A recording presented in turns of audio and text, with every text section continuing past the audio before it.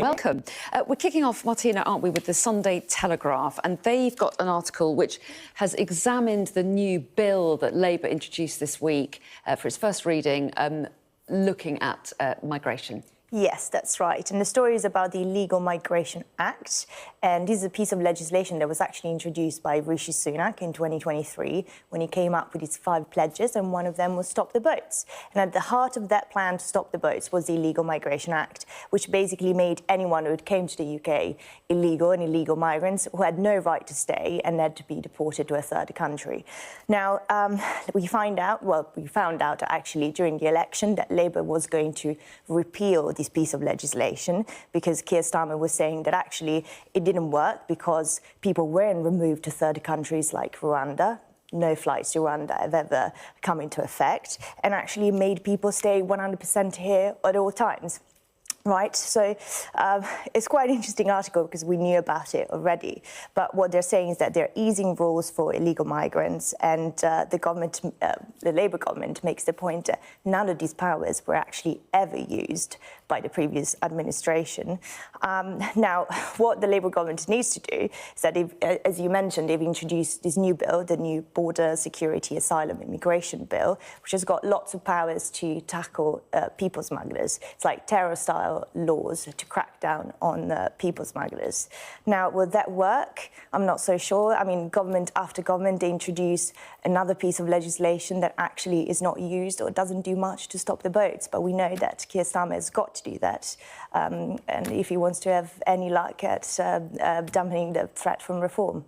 Well, yeah, I mean, it is one of these key issues, isn't it, Benjamin? What do you make of Labour's attempts to tackle this? I mean, I think it's going to be, alongside the economy, the issue of this Parliament and probably the issue of the next general election. You know, in the last 6 months, 13,500 people were deported, but 24,000 came across illegally that we know about. And so you can't have a situation like that going on in perpetuity as it has. The electorate isn't going to stand for it, and obviously it's dangerous if you don't know who's coming into the country.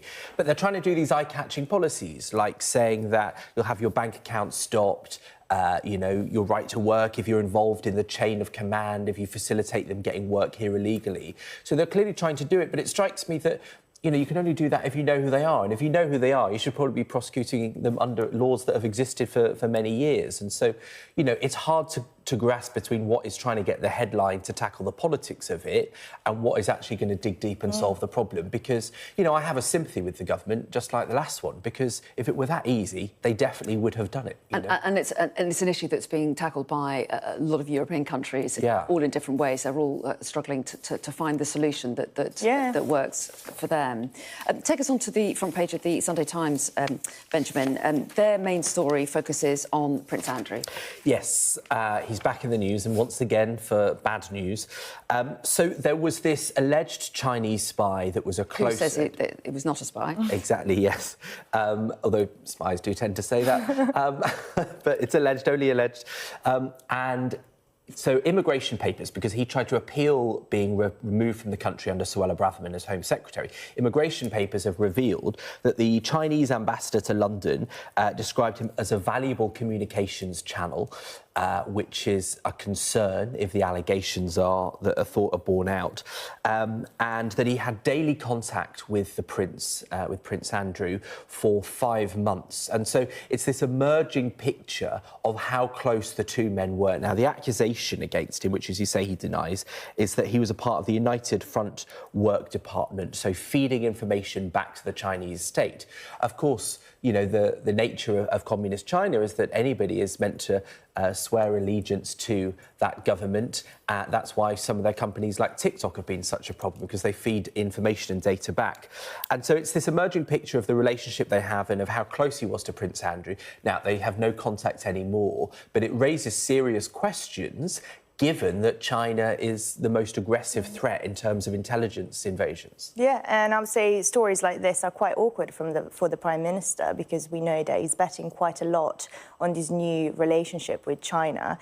And there's lots of people in his party that are actually quite concerned about this. When you look at tariffs from electric vehicles, when you look at our threats, there was reports on Friday, I think, into Saturday, sorry, that they were saying that that Chinese spies are no longer longer considered a threat. So it's very awkward for the Prime Minister, and I think stories like this do not make it any easier. Yeah, and that's a renewed relationship, you could say, with Rachel Reeves travelling out to China, all part of the growth strategy, which also is borne out with relationships with other countries as well. And that takes us on to the Sunday Express, where we've got Keir Starmer having key talks this week with EU allies about resetting the relationship with the EU. And that's, again, all part of trying to boost the UK economy, isn't it? Trying to boost growth, because he said it's the most important thing. And we've seen in the last couple of weeks Rachel Reeves delivering this speech, saying that comes above anything else.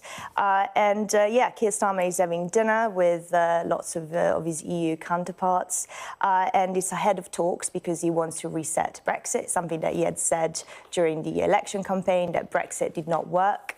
Now, what does that mean? He says he's got red lines, such as not re-entering the customs union, single market and freedom of movement. But in the last couple of weeks, we've already seen some reports that, of course, the EU will want something back, that he's got to put something on the table because he's not going to be able to just have his cake and eat it.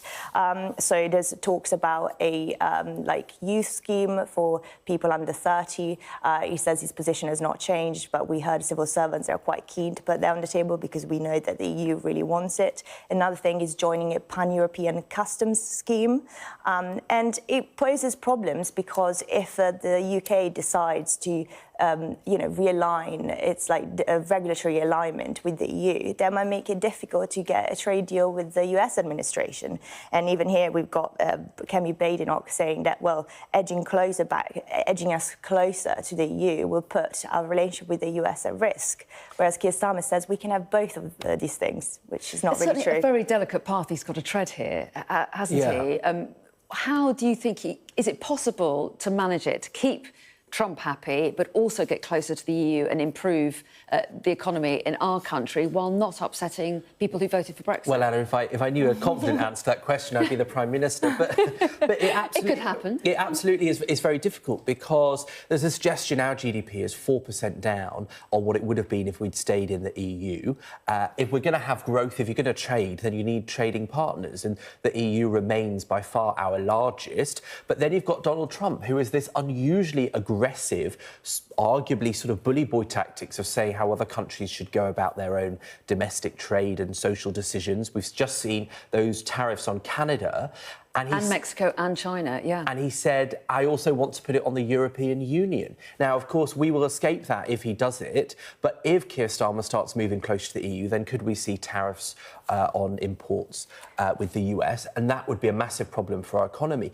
And so he really is squeezed between a rock and a hard place. And we know that the Treasury is terrified of the prospect of Trump imposing tariffs on us. They have spent a few last months doing a sort of planning what might happen, which would be really terrible for our economy. Peter Mandelson, quite busy, I imagine. Yes, at the moment. although I think if anybody can morph into a charm for Trump, then it's Peter Mandelson. He's pretty experienced at charming anybody. That's true, and trade is very much his bag, isn't it? Hence him getting the job. Let's quickly take a look at the front page of the Sunday Mirror, Benjamin. This is a new initiative by the government. Yes, so Jess Phillips, one of the Home Office ministers, has said that AI sex abuse of children is a crime that is growing at a remarkable rate. On the front page, it says cases up 300% in a year. And so they're introducing new laws to tackle using children's faces on images of abuse and also the facilitation of that. So there are websites where this is allowed to happen. They're going to introduce a law which will make 10 years in prison the maximum sentence for the platforms that enable and permit that to be put out there. It's incredibly alarming, obviously, and I think it shows how these new technologies are developing faster than governments and regulators can quite manage. Which has always been the problem, hasn't it? It has always. They develop so quickly, and people are struggling to contain it. Well, it was always said that when MPs were considering the Online Safety Act, that it was already out of date by the time it would become legislation. So, yeah, these are just problems that are going to continue coming, and we need a parliament that's going to be able to do laws quite quickly to counter that. Yeah, Jess Phillips saying, though, this is the first country that is introducing this kind of legislation, so it'll be interesting to see what they say about it later on. Martina and Benjamin, see you in the next hour. Thank you. Later.